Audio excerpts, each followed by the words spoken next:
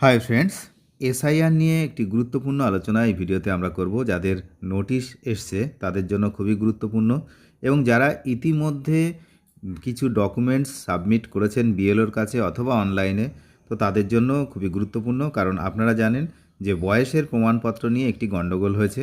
সেটা হচ্ছে admit card অনেকে বয়সের প্রমাণপত্র হিসাবে দেখিয়েছেন ইতিমধ্যে এবং অনেকে দেখাবেন বলেও ঠিক করে রেখেছেন যে বয়সের প্রমাণপত্রটা অ্যাডমিট কার্ডেই দেখাবেন।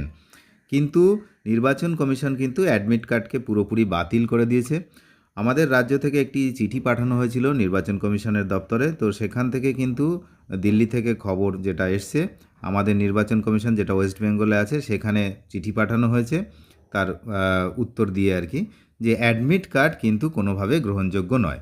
কারণ অন্য অন্য যে সমস্ত রাজ্যতে এসআইআর হয়েছে বা চলছে সেখানে যা নিয়ম এখানেও তাই নিয়ম। যে 11টি নথির কথা বলা হয়েছে সেইগুলোই দেখাতে হবে, এর বাইরে কোনো নথি দেখানো যাবে না। এখন আমরা এই ভিডিওতে কি আলোচনা করব না, অ্যাডমিট কার্ড যারা দিয়ে ফেলেছেন ইতিমধ্যে তারা এখন কি করবেন, আর অ্যাডমিট কার্ড প্রযোজ্য যেহেতু হচ্ছে না তাহলে বয়সের প্রমাণপত্র হিসাবে কি দেখাতে হবে, মানে কি দেখানো যাবে। আর ওই 11টি নথি যে ছিল সেই নথির মধ্যে অ্যাডমিট কার্ড বা এই ধরনের ওই অ্যাডমিট কার্ড না হলে কি হবে সেটা আছে কি না সেগুলো আমরা দেখব। আর একটা কি না, কাদের কোনোরূপ কোনো নথি দেখাতে হবে না এটাও আমরা দেখব। নোটিশ এসছে অথচ কোনো নথি দেখাতে হবে না, এমনও ক্যান্ডিডেট কিন্তু রয়েছেন, এমনও ক্যান্ডিডেট আছেন যাদের হচ্ছে নোটিশ যাচ্ছে কিন্তু কোনো নথি দেখাতে হবে না। এদিকে আপনারা জানেন যে ডকুমেন্টস আপলোড বা ডকুমেন্টস দেওয়ার যে সময় সেটা কিন্তু 3 দিন 4 দিন মতো বাড়ানো হয়েছে, যেটা আমি প্রথমেই বলেছিলাম যে এটা বাড়ানো হবে, তার কারণ এত কম সময় এটা সম্ভব নয়। তারপরে চারিদিকে বিএলওরা যেভাবে অসুস্থ হয়ে পড়ছেন, কেউ কেউ আত্মহত্যা করছেন, তো সেই সমস্ত কাজগুলো পেন্ডিং এবং সেইগুলোকে ঠিক করতে হলে সময় দিতেই হবে, তো সেটা হচ্ছে। তো যাই হোক, নতুন নতুন ফিচার আপলোড হচ্ছে বিএলওদের যে অ্যাপে। গতকালই একটি নতুন ফিচার্স এসছে যেটা কেউই বুঝতে পারছে না, যে বিএলওরা কিছুই বুঝতে পারছে না যে এটা কী করতে হবে, তার কারণ কোনোরূপ কোনো আগাম নির্দেশ ছাড়াই হচ্ছে একটা বিএলও অ্যাপসে নতুন একটা আপডেট এসছে। তো এইগুলো হচ্ছে, এরকম নির্বাচন কমিশনকে আমি একবার অপদার্থ বলেছি, তাই বেশ কিছু লোক আমাকে কমেন্ট করেছেন যে আপনি নির্বাচন কমিশনকে অপদার্থ বলছেন কোন লজিকে। তো তারা অনেক মানে বড় লজিক্যাল লোক, তারা নির্বাচন কমিশনের এই কাজগুলোকে ভাবছে যে সব ঠিকঠাকই করছে। অপদার্থতা একটুও নেই আপনারা বলুন তো। যে প্রথমেই যে এসআইআর যে হচ্ছে, এসআইআর হোক, এটা কিন্তু একজন সঠিক নাগরিক যে ইন্ডিয়ান সে অবশ্যই চাইবে এসআইআর হোক। যে চাইবে না সে ইন্ডিয়ান, সঠিক ইন্ডিয়ান নয়। আমি আবারও বলে দিচ্ছি, যে চাইবে না যে এসআইআর হোক, এটা যে চাইছে না, এর বিরোধিতা যে করছে, সে ইন্ডিয়ান নাগরিক নয়। কিন্তু যে চাইছে এসআইআর হোক সেও চাইবে যে সুষ্ঠুভাবে হোক, সেটা যেন উল্টোপাল্টা না হয়। একটা নিয়ম একবারই আসবে, একবার এক এক রকম নিয়ম। হ্যাঁ, আপনি একটা খেলা শুরু করে দিয়েছেন, তারপর খেলার মাঝখানে পরপর নিয়ম পরিবর্তন করছেন, কারণ আগে হিসাব নেই যে এটা করতে হলে এই আসবে। তো সেই জন্যই আমি অপদার্থ বলেছি। যারা আমাকে বলেছিলেন যে অপদার্থ আপনি কেন বলছেন, তাদের উত্তর আমি এই ভিডিওতে দিলাম যে নির্বাচন কমিশন যে অপদার্থ তার কারণ এটার জন্যই আমি বলেছি যে তারা এই একটা কাজ শুরু করার আগে জানে না যে এই শুরু করলে, এই কাজ শুরু করলে কী কী প্রবলেম ফেস করতে হতে পারে। তো তার জন্য কী কী ব্যবস্থা করা উচিত সেটা আগে থেকে করা উচিত। প্রত্যেক দিন নতুন নতুন যেই প্রবলেম আসছে সেই তারা নতুন নতুন একটা করে নিয়ম খাটিয়ে দিচ্ছে। কেন তোমরা আগে থেকে জানো না যে যে ভোটার কার্ডগুলো তোমরা ইস্যু করেছো বিগত 50 বছর ধরে সব কটাতে ভুলে ভরা? এটা জানে না নির্বাচন কমিশন? তাহলে অপদার্থ বলবো না কি বলবো? ভোটার কার্ড কি আমি ইস্যু করি না আপনি ইস্যু করেন? কে ইস্যু করে? নির্বাচন কমিশনের দপ্তর থেকে তো ভোটার কার্ড ইস্যু হয় নাকি? তা ভোটার কার্ডে ভুল থাকবে কেন? ভুলটা কি আমি লিখেছি নাকি, না আমি যে সার্টিফিকেট দিয়েছি জমা সেখানে আমার নামের বানান ভুল আছে? তার উত্তর দিন তো। বলছেন নির্বাচন কমিশন কেন অপদার্থ? তো যে বলছেন সে আগে নিজে শিক্ষিত হবেন, তারপরে অন্যকে শিক্ষা দেওয়ার কথা বলবেন। এটা আমি বলে দিলাম। তার কারণ নির্বাচন কমিশন যে কাজ করছে এসআইআর, এর বিরোধিতা আমরা কেউ করব না, কারণ আমরা প্রকৃত ইন্ডিয়ান ভারতীয়। যারা প্রকৃত ইন্ডিয়ান নয় তারাই বিরোধিতা করবে। কিন্তু কথাটা হচ্ছে এটা করতে গিয়ে যে সমস্যা মানুষ যে সমস্যার সম্মুখীন হচ্ছে সেটা কেন হবে? প্রথমেই তো নির্দেশ দেওয়া থাকতে পারতো যে এই লাগবে ভাই, এই লাগবে, এইগুলো থাকবে, এই হলে এই হবে। তো এখন হচ্ছে প্রত্যেক দিন নতুন নতুন গল্প। এই গল্প কেন শুনবে? নতুন নতুন বিএলও আপডেট আসছে কেন বিএলও অ্যাপে? বিএলওদের কাজ যখন শুরুতে বলা হয়েছিল যে তোমাদেরকে এই কাজ করতে হবে, এখন বলা হচ্ছে কেন? প্রত্যেক দিন একটা নতুন করে কাজ, আজকে এই করো কালকে ওই করো, কেন? ওরা কি মানুষ নয় নাকি? এক এক দিন এক এক রকম কাজ করতে বলতে হবে? কেন প্রথম থেকেই তো নির্দিষ্টভাবে বলা উচিত ছিল যে এই দিনের মধ্যে কাজ হবে, ঠিক আছে, তাহলে এই তোমাদেরকে করতে হবে। প্রথমে বলেছিল ফর্ম জমা দিতে হবে, ফর্ম তুলে নিয়ে আসতে হবে। তারপরে কি না, ডেটা এন্ট্রির কাজটা ওদেরকে করতে হবে। তারপরে কি না, তারপরেও কেন? এগুলো কেন? কেন প্রথম থেকে হিসাব ছিল না যে ওদেরকে কি কি করতে হবে? প্রথম থেকে আমরা নির্দেশ দিয়ে দিই। আজকে এতগুলো বিএলও মরছে, আপনারা কি ভাবছেন সবই কি মিথ্যা কথা, নাকি রাজনৈতিক ব্যাপার? সব রাজনৈতিক ব্যাপার নয়, এর মধ্যে অনেক সত্যি ব্যাপার রয়েছে। যারা সত্যি সত্যি আত্মহত্যা করছেন, কাজের চাপ নিতে পারছেন না, একটু খবর রাখুন আশেপাশে। তো যাই হোক, এখন আমরা শেষ বিষয় না এসে আসল কথা আসি যে অ্যাডমিট কার্ড যারা অলরেডি দিয়ে ফেলেছেন তারা কি করবেন।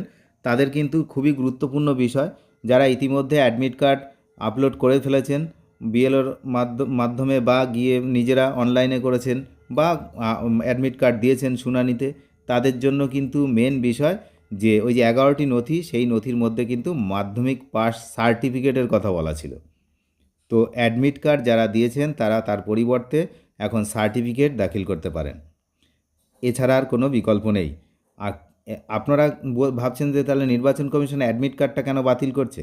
এই কারণেই অ্যাডমিট কার্ড বাতিল করা হয়েছে, যেটা ওরা নির্বাচন কমিশন যে ব্যাখ্যা দিয়েছেন সেই ব্যাখ্যা হচ্ছে অ্যাডমিট কার্ড অনেকেরই আছে কিন্তু সবাই পাস করেনি, মাধ্যমিক পাস করেনি। এটা একদম সত্যি কথা যে অনেকেরই অ্যাডমিট কার্ড আছে কিন্তু সবাই কিন্তু মাধ্যমিক পাস করেনি। তো যারা পাস করেনি তাদের ক্ষেত্রে আর ওই অ্যাডমিট কার্ড নিয়ে কি করে তারা হচ্ছে ভেরিফাই করবে? তো এই যুক্তি কিন্তু নির্বাচন কমিশন দিয়েছে। তো সেই জন্য অ্যাডমিট কার্ডের ব্যাপারটা যারা ভাবছেন, যে যারা ভেবেছিলেন যে প্রমাণপত্র হিসাবে দেখাবেন, কিছুই না, অ্যাডমিট কার্ডের জায়গায় আপনি সার্টিফিকেটটা দেখিয়ে দিন। আর যার নেই তার ক্ষেত্রে কিন্তু প্রবলেম, তাকে অন্য নথি জোগাড় করতে হবে। যে 11টা নথি আমি এক্ষুনি দেখাবো, এবং কাদের কোনো নথি লাগবে না সেটাও কিন্তু এই ভিডিওতে আমরা বলবো। প্রথমেই এই যে আপনারা দেখতে পাচ্ছেন 1 নম্বরে রয়েছে রাজ্য বা কেন্দ্র সরকারের কর্মচারী বা অবসরপ্রাপ্ত কর্মচারী হলে তার পরিচয়পত্র, অর্থাৎ আপনি যদি এমপ্লয়ি হন সরকারি তাহলে আপনার যে আইডেন্টিটি কার্ড সেটা।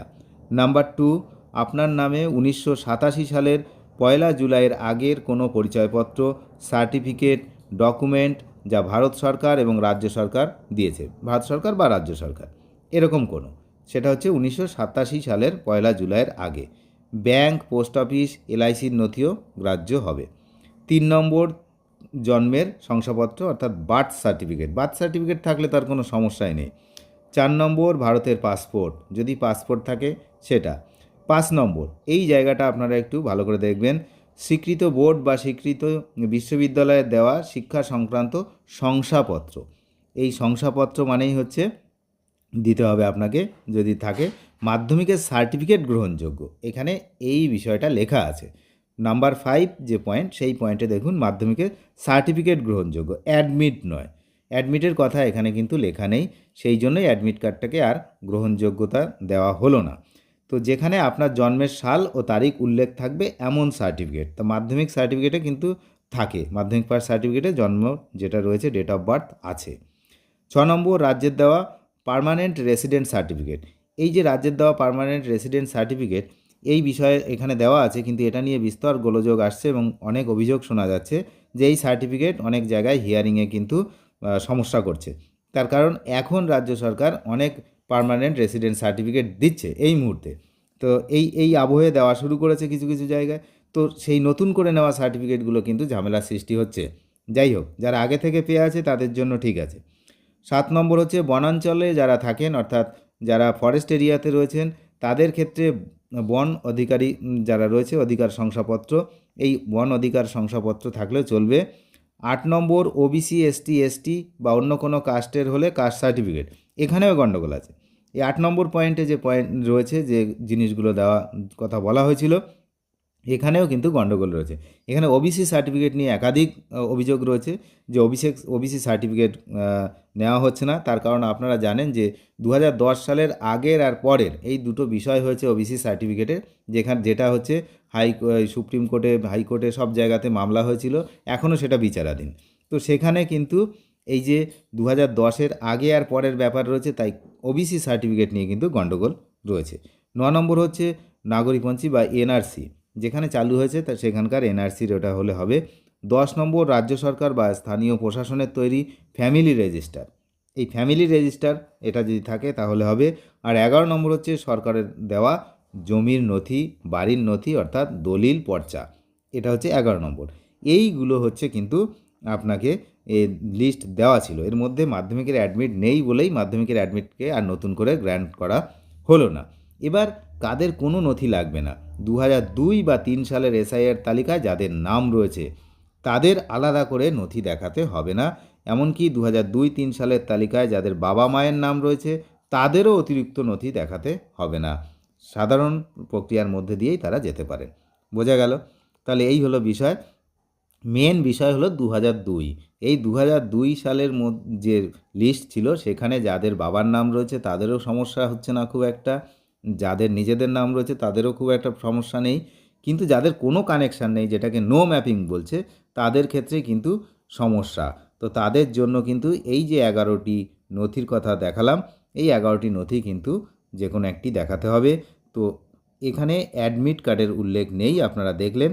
তো সেই জন্য অ্যাডমিট কার্ডটাকে কিন্তু আর এখানে দেওয়া হলো না। অনেক ধন্যবাদ শেষ পর্যন্ত দেখার জন্য। চ্যানেলে যারা নতুন, নিয়মিত আপডেট পেতে অবশ্যই চ্যানেলটিকে সাবস্ক্রাইব করে সঙ্গে থাকবেন।